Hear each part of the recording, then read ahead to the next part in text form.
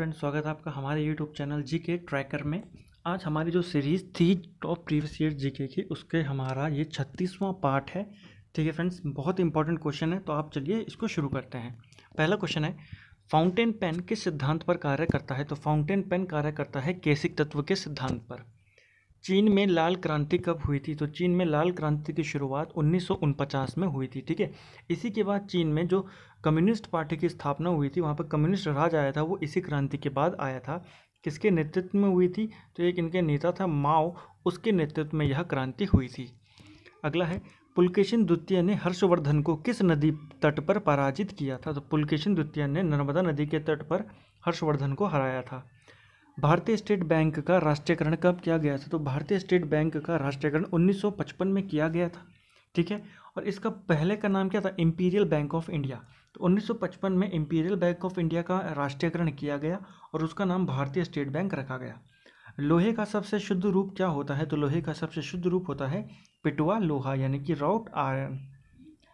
किस नदी को गुजरात की जीवन रेखा कहा जाता है? तो गुजरात की जीवन रेखा कहा जाता है नर्मदा नदी को। त्योहारों का नगर किस शहर को कहा जाता है? तो त्योहारों का नगर मदुरई को कहते हैं, जो कि तमिलनाडु में स्थित है। किस धातु को आशा की धातु कहा जाता है? तो आशा की धातु यूरेनियम को कहते हैं, जबकि भय की धातु प्लूटोनियम को कहा जाता है। जीवन रक्षक धातु ये कहा जाता है रेडियम को। ठीक है फ्रेंड्स, अगला प्रश्न है, किस धातु को तीव्र चांदी या क्विक सिल्वर कहा जाता है? तो तीव्र चांदी या फिर क्विक सिल्वर कहा जाता है पारा, यानी कि मर्क्यूरी को। किसी खोखले चालक के भीतर विद्युत क्षेत्र क्या होता है? तो अगर कोई खोखला चालक है, यानी कि अंदर से कोई होलो कंडक्टर है, तो उसके अंदर जो इलेक्ट्रिक फील्ड होगा वो जीरो होगा। विनोबा भावे द्वारा स्थापित पवनार आश्रम के किस राज्य में स्थित है? तो यह महाराष्ट्र राज्य में स्थित है। ठीक है, विनोबा भावे ने भूदान आंदोलन चलाया था। महाविस्फोट सिद्धांत के प्रतिपादक कौन थे? तो महाविस्फोट सिद्धांत के प्रतिपादक थे जॉर्ज लेवेंतियर। वह एकमात्र ग्रह उपग्रह जिसका पृथ्वी जैसा स्वयं का सघन वायुमंडल है। तो पृथ्वी के जैसे अपना वायुमंडल वाला उपग्रह है टाइटन। ठीक है, यह शनि ग्रह का एक उपग्रह है। ठीक है फ्रेंड्स, शनि ग्रह का एक उपग्रह है और सौरमंडल का यह दूसरा सबसे बड़ा उपग्रह है। सबसे बड़ा जो है वह है गायनामाइड, जो कि बृहस्पति का है। ज्ञानपीठ पुरस्कार से सम्मानित प्रथम हिंदी साहित्यकार कौन थे? तो ये थे सुमित्रा नंदन पंत। ठीक है फ्रेंड्स, इनको चिदम्बरा के लिए 1968 में ये पुरस्कार मिला था। ठीक है फ्रेंड्स, 1968 में। जबकि पहला ज्ञानपीठ पुरस्कार मिला था शंकर क्रूप को, वो मलयालम भाषा के थे। राष्ट्रीय दृष्टिहीन संस्थान कहाँ स्थित है? तो राष्ट्रीय दृष्टिहीन संस्थान जो है यह देहरादून में स्थित है। दिल्ली के किस सुल्तान ने यह घोषणा की थी कि सुल्तान का कोई सगा संबंधी नहीं होता है? तो अलाउद्दीन खिलजी ने। विश्व वानिकी दिवस कब मनाया जाता है? विश्व वानिकी दिवस मनाया जाता है 21 मार्च को। अगला क्वेश्चन है, किस ग्रह को लेटा हुआ ग्रह भी कहते हैं? तो लेटा हुआ ग्रह कहते हैं यूरेनस को। ठीक है, अरुण जो ग्रह है इसको लेटा हुआ ग्रह कहते हैं। ठीक है, हरा ग्रह कहा जाता है वरुण को। ठीक है, जो नेपच्यून है। लाल ग्रह मंगल को कहते हैं और नीला ग्रह पृथ्वी को कहते हैं। प्रकाश संश्लेषण के दौरान पैदा होने वाली ऑक्सीजन का स्रोत क्या है? तो जब फोटोसिंथेसिस होता है तो जो ऑक्सीजन निकलती है वो कहाँ, किसके द्वारा निकलती है? जल के द्वारा। 1857 की क्रांति के दौरान दिल्ली में सैन्य नेतृत्व किसने किया था? तो 1857 की क्रांति के दौरान जो दिल्ली में क्रांति का नेतृत्व किया था वह मोहम्मद, जो मुगल बादशाह था बहादुर शाह जफर, उसने किया था। लेकिन जो सैन्य नेतृत्व था, जो मुख्य नेतृत्व था, वह उसके सेनापति बख्त खान ने किया था। ठीक है, कई बार ऐसे भी पूछ लेगा बख्त खान कौन था?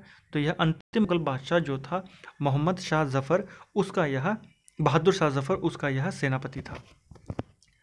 अगला है, अंतर्राष्ट्रीय न्यायालय के न्यायाधीशों का कार्यकाल कितने वर्षों का होता है? तो यह होता है 9 वर्षों का।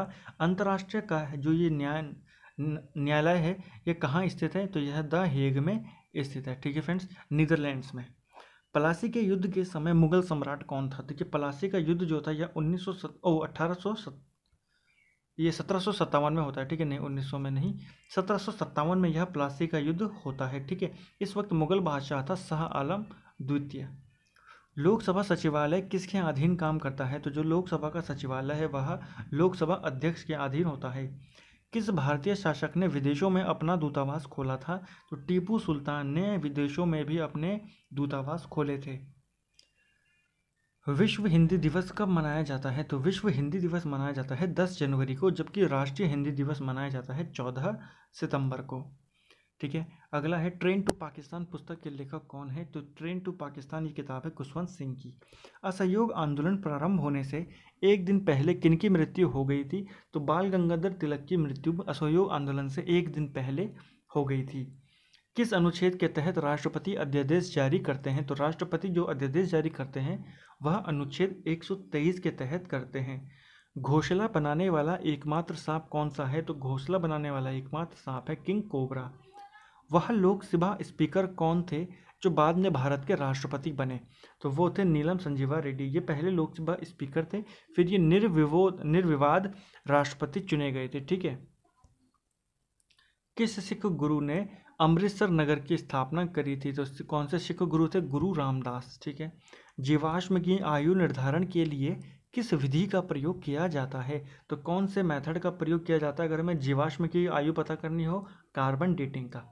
किस गैस से, यहाँ पर बड़ी नहीं, यहाँ पर सड़ी होगा, किस गैस से सड़ी मछली जैसी गंध आती है? तो वो है ओजोन।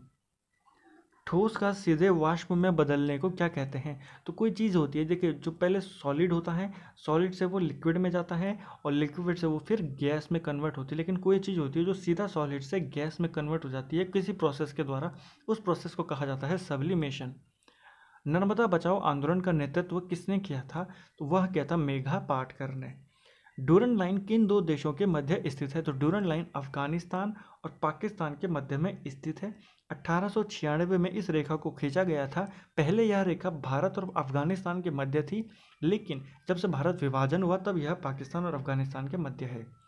माउंट एवरेस्ट को नेपाल में किस नाम से जाना जाता है? तो माउंट एवरेस्ट को नेपाल में सागर माथा के नाम से जाना जाता है। किस द्वीप को चीनी का कटोरा कहा जाता है? तो चीनी का कटोरा क्यूबा को कहते हैं। कनाडा का मॉन्ट्रियल किसके उत्पादन के लिए प्रसिद्ध है? तो कनाडा का जो मॉन्ट्रियल है यह कागज उत्पादन के लिए प्रसिद्ध है।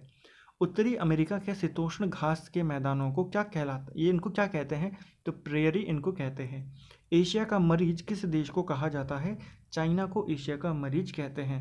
लेब्राडोर जलधारा किसकी जलधारा है? तो जो लेब्राडोर जलधारा है यह ठंडी जलधारा है किसकी? अटलांटिक महासागर की। ऐसे ही एक और जलधारा है गल्फ जलधारा। ठीक है। तो गल्फ जलधारा जो है वह गर्म जलधारा है अटलांटिक महासागर की।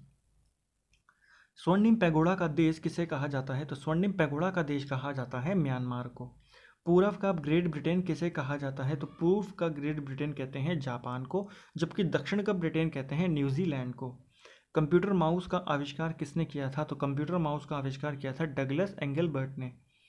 विश्व जल दिवस कब मनाया जाता है? तो विश्व जल दिवस मनाया जाता है 22 मार्च को। विश्व का सबसे बड़ा महाकाव्य कौन सा है?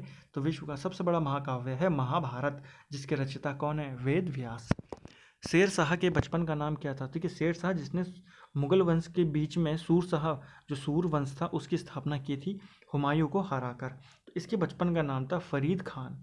भारतीय रेलवे के प्रतीक में कितने तारे हैं? तो भारत के जो रेलवे का जो सिंबल है, लोगो है, उसमें 17 स्टार है, 17 तारे उसमें हैं।